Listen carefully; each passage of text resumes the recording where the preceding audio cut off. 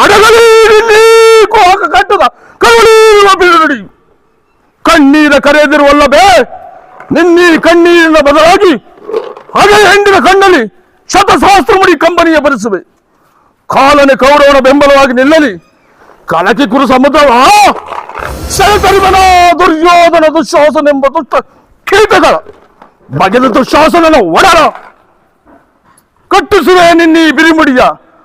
ದೃಪದ ಸುತೆ ನೀ ಪಡೆದಿರುವೆತೆಯ ಹೇ ನರಕಮರ್ದನ, ಕೇಳು ನನ್ನೀ ಅಭಿಮತ.